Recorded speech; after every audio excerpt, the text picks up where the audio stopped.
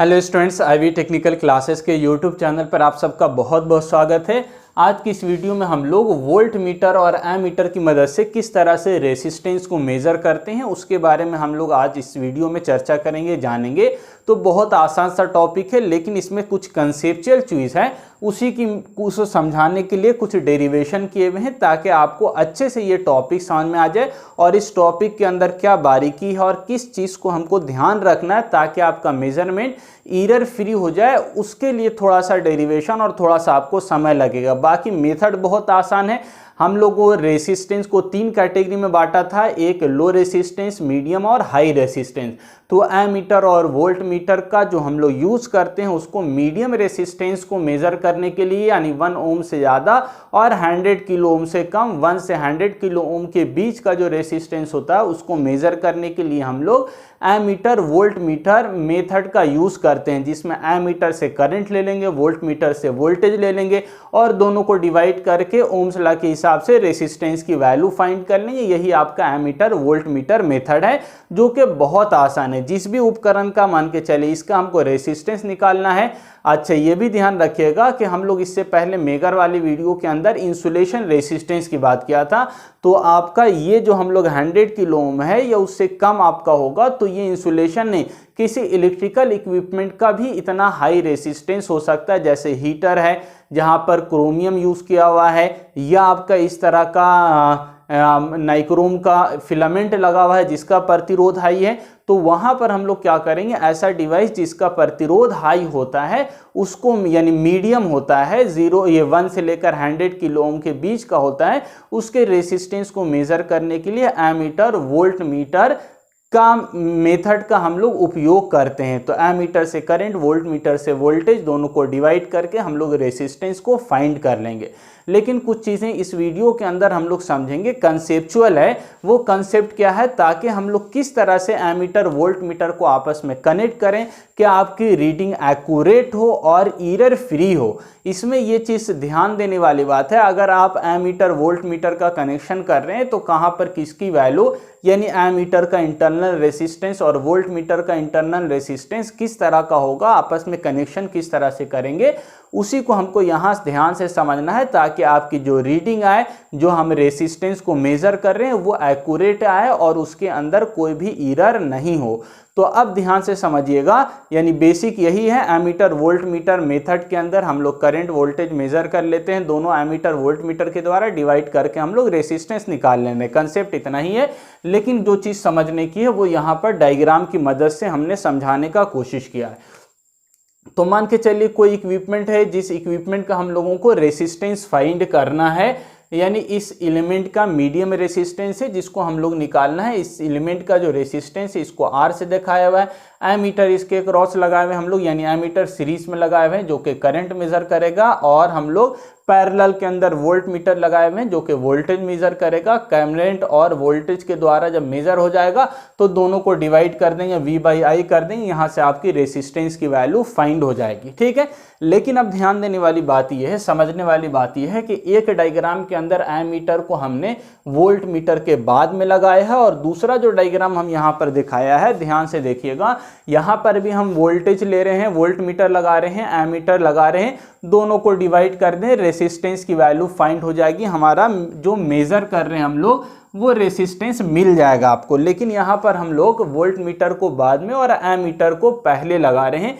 तो यहाँ पर भी आप देखिए सीरीज में एमीटर लगा हुआ है और पैरेलल में वोल्ट मीटर लगा हुआ है, और उसके द्वारा करंट वोल्टेज मालूम करके हम लोग डिवाइड कर देंगे, मेजर वैल्यू यानी रेसिस्टेंस की वैल्यू फाइंड हो जाएगी, जिसको हमको कैलकुलेट करना है। लेकिन अब ध्यान देना है, समझना है अब डायग्राम डेरिवेशन की मदद से कि क्या इसके अंदर कंसेप्ट है, कौन सी चीज़ को हमको ध्यान रखना है ताकि आपका जो मेजर वैल्यू है वो एरर फ्री रहे, एक्यूरेट रीडिंग हो। अगर आप इन बातों का ध्यान, यानी जो हम लोग आगे चर्चा करेंगे उसका ध्यान नहीं रखिएगा, तो यहाँ पर रेसिस्टेंस की वैल्यू मान के चलिए 5 ओम है, लेकिन मेजर करिएगा, यहाँ कैलकुलेट करिएगा तो 4 ओम बताएगा। इसी तरह यहाँ पर रेसिस्टेंस आप 5 ओम रखा हुआ है, लेकिन मेजर कीजिएगा तो आपका 4 ओम आएगा, 1 ओम का 2 ओम का एरर आ जाएगा।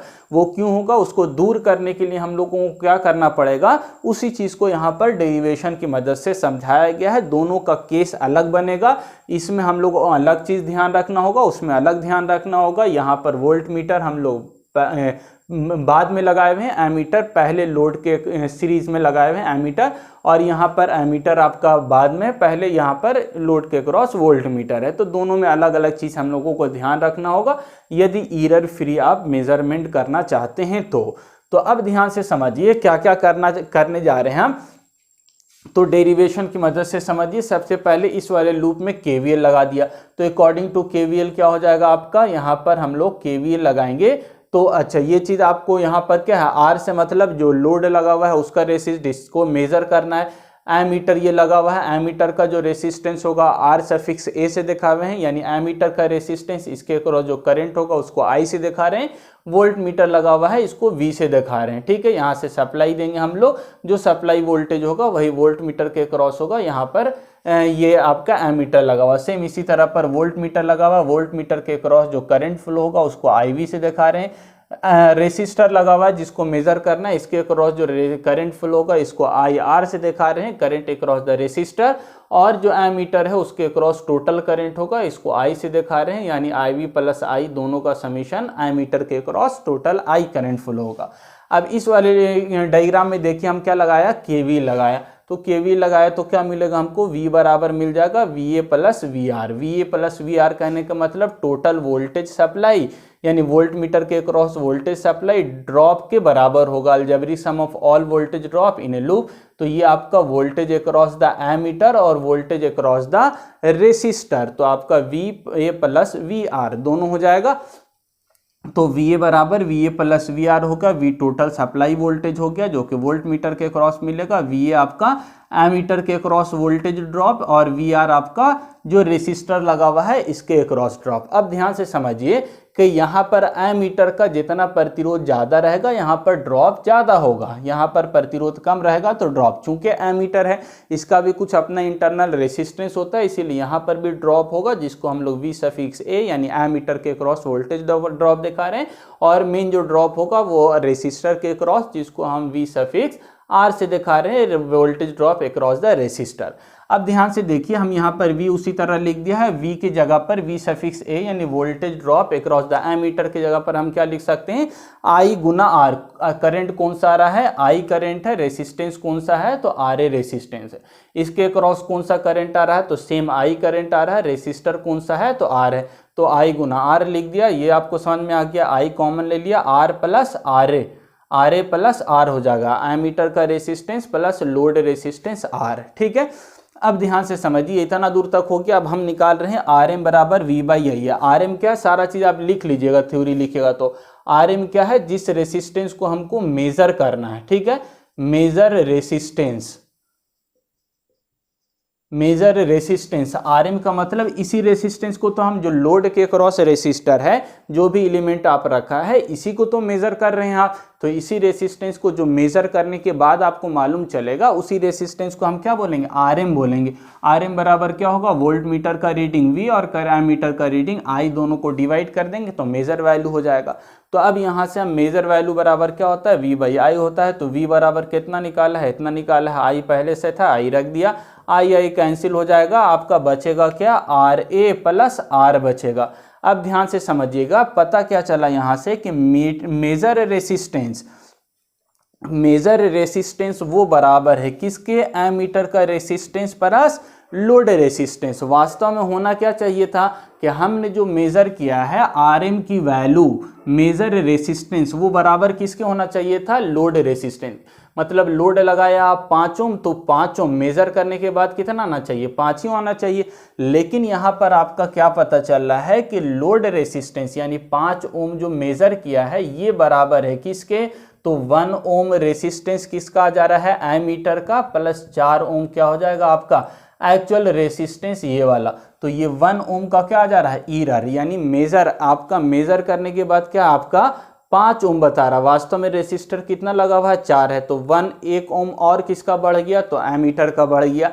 यानी कि हमको क्या चाहिए था, एमीटर का नहीं चाहिए था, ये हमको चाहिए था क्या कि ये R किसके बराबर हो, RM मेजर जो कर रहे हैं वो बराबर हो किसके, लोड रेसिस्टेंस के। 5 ओम हमको मेजर करना था, तो 5 ओम यहाँ पे लगा हुआ है, तो बताना कितना चाहिए, 5 ही बताना चाहिए, यानी मेजर रेसिस्टेंस और लोड रेसिस्टेंस दोनों इक्वल होना चाहिए। लेकिन ये लोड रेसिस्टेंस 4 ओम का लगा हुआ है, मेजर करने पर 5 ओम बता रहा है। क्यों बता रहा है, क्योंकि यहाँ पर सीरीज रेसिस्टेंस एमीटर का जो रेसिस्टेंस था वो यहाँ पर इंक्लूड हो गया है, जुड़ गया है। तो अब देखिए यहाँ पर ध्यान से देखिएगा, तो true of R, the true of R is equal to R M minus R, यानी जो ट्रू रेसिस्टेंस है, ट्रू रेसिस्टेंस या इसी को हम लोड रेसिस्टेंस बोल रहे हैं, ट्रू रेसिस्टेंस या load resistance R is equal to R A minus R A. ये जो रेसिस्टेंस है वो किसके बराबर, यानी इधर को भेज दे रहे हैं, माइनस कर दे रहे हैं, तो आर बराबर क्या आ गया, आर ए माइनस आर ए आ गया। अब ध्यान से समझिए, आर एम तो सेम हम लोग यहाँ पर आर एम माइनस आर ए हो गया, आर एम को कॉमन ले लिया, बचेगा क्या, आर एम कॉमन ले लीजिएगा तो 1 माइनस आर ए बटा आर एम बचेगा कॉमन लेने के बाद। अब ध्यान से समझने वाली बात यह है कि ये आर एम और आर ए का रेशियो क्या बता रहा है कि इन दोनों के बीच में डिफरेंस कितना है। ध्यान से आप देखिएगा, समझिएगा, यही मेन समझना है कि हम क्या चाह रहे हैं। अभी आपको क्या बोला, हमको क्या चाहिए, हमको चाहिए आर एम बराबर आर चाहिए, यानी जितना आपका ट्रू वैल्यू है या लोड वैल्यू है रेसिस्टेंस का, वही वैल्यू मेजर करने के बाद होना चाहिए। ये अगर 4 ओम है तो एक्चुअल मेजरमेंट के बाद भी क्या बताना चाहिए, 4 ओम बताना चाहिए। लेकिन यहाँ पर 4 ओम है, लेकिन 1 ओम जुड़ जा रहा है किसका, एमीटर का, तो टोटल बता रहा है कितना, मेजर होने के बाद कितना बता रहा है, 5 ओम बता रहा है, जो कि हमको नहीं चाहिए। तो यहाँ से अब क्या पता चला, ये रेशियो फार्मूला आया R M minus 1 minus R A बटा आर एम। तो यहाँ पर आर ए की वैल्यू देखिए, इसका कंक्लूजन यहाँ पे लिखा है, हम कंक्लूजन के अंदर आर एम बराबर हमको आर एम चाहिए, आर बराबर आर एम, यानी मेजर जितना कर रहे हैं वो किसके बराबर हो, ट्रू वैल्यू के बराबर हो, यानी लोड रेसिस्टेंस के बराबर हो। ये तभी पॉसिबल है only when R A equal to 0, जबकि ये वाली वैल्यू क्या हो जाएगा, 0 हो जाएगा। यानी एमीटर का रेसिस्टेंस जब 0 होगा तभी आपका क्या होगा, मीटर रेसिस्टेंस यानी सॉरी मेजर रेसिस्टेंस और ट्रू रेसिस्टेंस यानी लोड रेसिस्टेंस वो इक्वल होगा। यानी आप 5 ओम, ये 4 ओम मेजर कर रहे थे, तो मेजर यहाँ पे 4 ओम लगा हुआ था, ये 4 ओम ट्रू वैल्यू था, लेकिन मेजर करने के बाद 5 ओम बता रहा है। क्यों बता रहा है, क्योंकि एमीटर का रेसिस्टेंस इंक्लूडेड है। तो अगर आप चाह रहे हैं ये 4 है और मेजर करने के बाद भी 4 ही आए, तो ये तभी पॉसिबल होगा जब एमीटर का रेसिस्टेंस क्या हो, 0 हो। जब इसका रेसिस्टेंस 0 होगा तो आर बराबर आर एम आएगा, यानी जो आपका एक्चुअल वैल्यू है, ट्रू वैल्यू है, लोड वैल्यू है, वही वैल्यू मेजर करके आपको निकलेगा, मालूम चलेगा। जब कब मालूम चलेगा, जब एमीटर का रेसिस्टेंस 0 होगा। तो यहाँ से ये आइडियल केस है, यानी एमीटर का रेसिस्टेंस 0 होगा तब, यानी एरर फ्री अगर मेजरमेंट चाहते हैं तो कंक्लूजन ये पता चला कि अगर एरर फ्री आप मेजरमेंट चाहते हैं तो आइडियल केस क्या है कि एमीटर का रेसिस्टेंस 0 होना चाहिए। लेकिन प्रैक्टिकली ये पॉसिबल नहीं है। तो हम प्रैक्टिकल क्या कर सकते हैं, तो हम प्रैक्टिकल कर सकते हैं कि जो भी आपका मेजर रेसिस्टेंस है उसकी तुलना में एमीटर का रेसिस्टेंस क्या करेंगे, बहुत मिनिमम करेंगे। तो जो एमीटर का रेसिस्टेंस ऑब्जेक्टिव में पूछा जाता है, ये एमीटर का रेसिस्टेंस कैसा होना चाहिए, तो एमीटर का रेसिस्टेंस यहाँ पर मिनिमम होगा, तो आपकी वैल्यू क्या होगी, मिनिमम। तो मिनिमम का मतलब क्या, इसकी तुलना में आप समथिंग 0 लीजिए या बहुत मिनिमम लीजिए। तो आर ए की वैल्यूज यहाँ पर आपका 0 मतलब 0 बटा समथिंग की जगह तो क्या होगा, 0 आ जाएगा, यानी 1 माइनस 0 0 हो जाएगा, तब आपका आर बराबर आर एम आ जाएगा। या हम बोल सकते हैं ये आर एम की तुलना में जब आर एम की वैल्यू, आर की वैल्यू क्या हो जाए, बहुत कम, माइनर, लगभग 0 के बराबर हो, तो रिजल्टेंट इन दोनों का रेशियो क्या हो जाएगा, आपका 0 हो जाएगा। तो आर एम की तुलना में आर ए की वैल्यू जब बहुत छोटी होगी तो आपका दोनों का रेशियो क्या होगा, 0 होगा, और रेशियो 0 होगा तो आर एम बराबर, यानी जो मेजर वैल्यू है वो बराबर होगा ट्रू वैल्यू के। कंक्लूजन ये पता चला कि हमारा इसकी तुलना में अगर आप एक्चुअल रेसिस्टेंस जितना है उतना ही मेजर करना चाह रहे हैं तो एमीटर का रेसिस्टेंस मिनिमम होना चाहिए as compare to true value यानी ट्रू वैल्यू या मेजर वैल्यू की तुलना में एमीटर का रेसिस्टेंस मिनिमम से मिनिमम, आइडियल केस से 0 होना चाहिए, लेकिन प्रैक्टिकली 0 हो पॉसिबल नहीं है। जहां पर भी तार बांधिएगा, कुछ भी कॉइल होगा तो कुछ ना कुछ प्रतिरोध होगा, तो उस प्रतिरोध की वैल्यू जितना कम से कम रहेगा उतना ही आपका एक्यूरेट वैल्यू आएगी और आपका एरर फ्री वैल्यू आएगा। तो ये आपको समझ में आ गया होगा कि जब हम लोग क्या कर रहे हैं, एमीटर को लोड के पास लगा रहे हैं तो उस समय एमीटर का रेसिस्टेंस मिनिमम होना चाहिए एरर फ्री होने के लिए। दूसरा केस ध्यान से समझिए, यहां पर भी कुछ उसी तरह का है, लेकिन अब यहां पर वोल्ट मीटर को हम इसके सीरीज रेसिस्टेंस के पास लगाए हुए हैं और इससे पहले यानी यहाँ पर बाद में लगा हुआ था, अब एमीटर को क्या कर दिया, पहले कर दिया है, तो अब सिचुएशन चेंज हो जाएगा। ठीक है, कनेक्शन यहाँ पर भी सेम, मेजर रेसिस्टेंस हमको करना है तो वोल्ट मीटर का रीडिंग और एमीटर का रीडिंग दोनों को डिवाइड कर देंगे, आपकी वैल्यू निकल जाएगी। लेकिन यहाँ पर आपको ध्यान रखना है कि हम लोग वोल्ट मीटर को क्या लगाए हुए हैं, बाद में एमीटर को पहले इस साइड लगाए हुए हैं। तो यहाँ पर हम ले लिया क्या, केसीएल ले लिया, आई बराबर आपका क्या हो जाएगा, टोटल करंट आई बराबर हो जाएगा आई वी प्लस आई आर। ठीक है, आई वी प्लस आई आर, तो आई वी बराबर आई आर हो गया, आई बराबर आपका वी बटा हम लिख सकते हैं, आई वी क्या है, volt current across the volt meter और करंट अक्रॉस द रेसिस्टर या ट्रू वैल्यू जिसको मेजर करना है हमको, वो वाला करंट उसके अक्रॉस। तो हो गया, यहाँ से हम आई बराबर लिख सकते हैं वी बटा आर, ओम्स लॉ, तो वी बटा आर वी हो गया। आर वी क्या है, तो वोल्ट मीटर का रेसिस्टेंस, और यहाँ से आई बराबर वी बटा आर हो गया। ठीक है, अब हम क्या कर दिए, हमको मालूम है पहले से, तो हम मेजर करना है किसी भी रेसिस्टेंस को, तो फॉर्मूला क्या होगा, आर एम बराबर वी बटा आई। तो यहाँ पर v बराबर उतना ही रहने देते हैं, i की वैल्यू सब्स्टिट्यूट कर दिया हमने, यानी ये जो i फाइंड किया था इस वैल्यू को हम लोग i की जगह पर सब्स्टिट्यूट कर दिया। तो i बराबर v बटा आर वी, और यहाँ पर v बटा आर और v बटा आर वी हो गया। अब यहाँ से हम क्या कर रहे हैं, ध्यान से देखिएगा, v कॉमन ले लीजिएगा, v कॉमन लीजिएगा तो v कैंसिल हो जाएगा, 1 बटा आर वी प्लस 1 बटा आर प्लस 1 बटा आर वी हो जाएगा। सिंपल एलसीएम वाला काम करेंगे यहाँ पर। अब हम क्या लिख रहे हैं, आर एम था इतना बार, आर एम बराबर इतना आया, तो हम 1 बटा आर एम कर देंगे तो ये पूरा उलट जाएगा, 1 बटा आर प्लस 1 बटा आर वी हो जाएगा। अब यहाँ से हम क्या कर देंगे, इस R को अलग कर ले रहे हैं, R मतलब जो ट्रू वैल्यू है या लोड रेसिस्टेंस, उसको अलग करते रहे, इसको इधर भेज दे रहे हैं। तो 1 बराबर R बटा कितना हो जाएगा, आर एम माइनस 1 बटा आर वी हो जाएगा।